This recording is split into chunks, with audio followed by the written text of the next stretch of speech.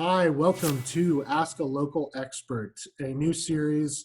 I am your host, Daniel Zavadny, ZCI Residential Construction. And I'm Tyler Blatt with the Blatt Group at Keller Williams Advantage Real Estate.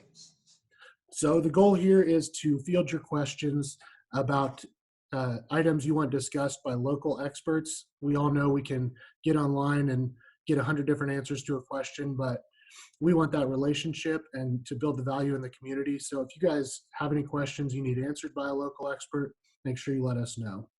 Our first one today is, I'm sure, a common question a lot of you guys are asking is, what can we expect to happen to the equity of our home? We just came off of a great, increase over the past couple of years.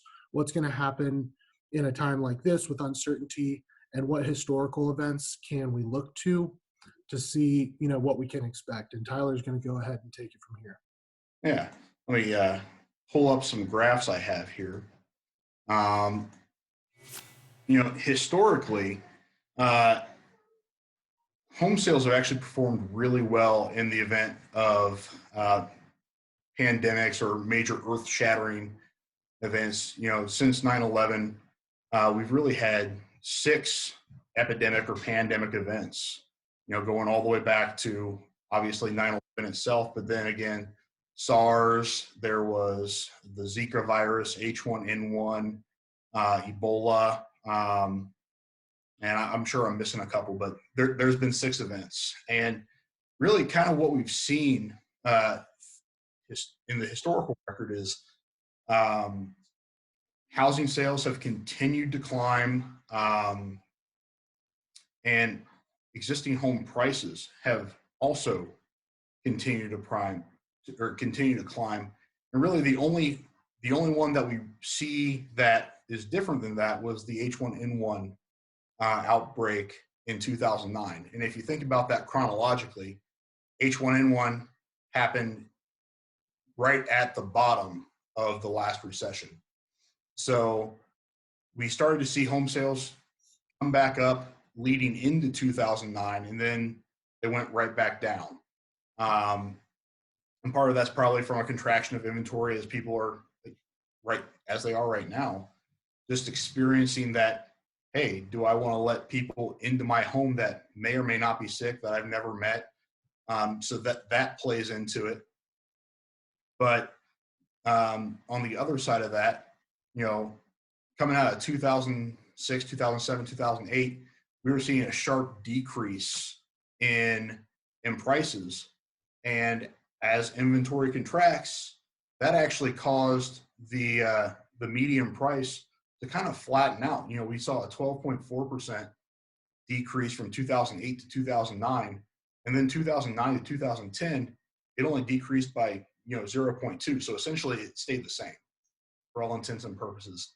And then, it decreased a little bit more going into 2011. But since 2011, we've been on a really steady increase on a national basis, all the way up to a median price of $275,000. So I don't really expect that we're going to see a great decrease in home prices. And if anything, it's probably just going to lead us into a further increase like we've seen in the past.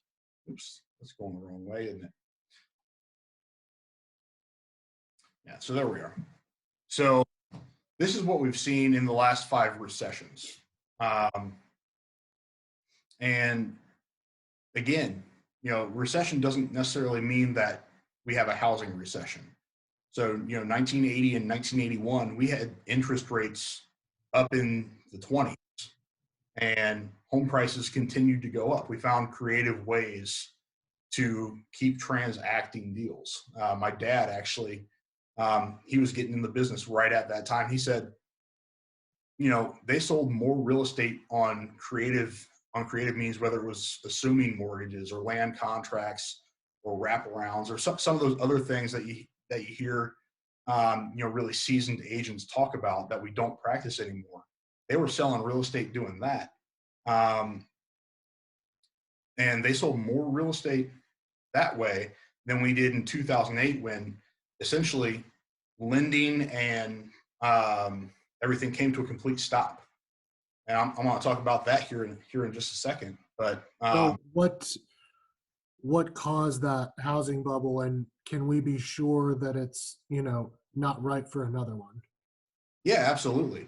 So if you look at the graph on the left, um, from really 2003 to 2006, we saw um, the restrictions on lending essentially evaporate. So if you had a pulse and could say that you had some sort of weekly income, you could you could get a mortgage. And the way they were doing that, they were qualifying people the not on traditional, debt to income payments, but they look at, okay, well, you can't qualify for your 30-year fixed, but if we do an ARM, which is an adjustable rate mortgage, or we do an interest only mortgage, where you've got these low introductory rates, or you're only paying the interest, but you never actually pay off any of the principal of your debt, we can get you into this home and you don't have to worry about it. You'll just refinance out of it later. Well, the problem with that is if you never pay off any of the principal, or you're in a low introductory payment that you can barely afford to begin with, um, as those payments start to increase on a yearly basis, or you get to a balloon payment, a lot of people said, well, I can't afford this. I'm just going to give you the keys and I'm going to walk away.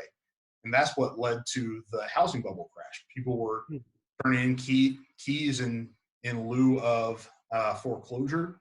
So we saw an increase in short sales. We saw an increase in foreclosures. We saw an increase in people just defaulting and walking away.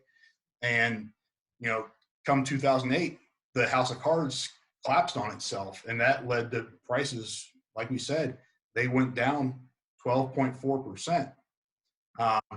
So essentially, all of the equity growth that we saw from 2001 to 2005 evaporated overnight because of the way lending um, had allowed itself to essentially be a right instead of a privilege that people earn. So now, if you look at the graph on the right, we're looking at very restricted um, we're looking at very restricted mortgage requirements. So you have to meet a very specific debt to income ratio, whether you're qualifying for an FHA, VA, USDA, or conventional loan. But on top of that, it now takes less of the median income to purchase a medium priced home than it did in 2006. So we're making sure that people can actually afford the house that they're buying, rather than just getting them into a house to say, oh, we made a sale. So I think those two things in combination really lend themselves to saying, no, we've made sure the consumer is better protected from the predatory lending practices that we were practicing in 2006. And that's going to keep us from seeing the steep declines that we saw in the past. Interesting. Very interesting. And just to kind of wrap this segment up, the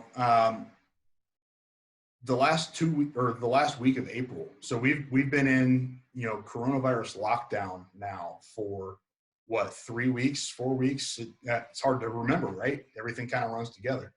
But from April 1st through April 7th in the Dayton market, real estate's still going on. We're still an essential business.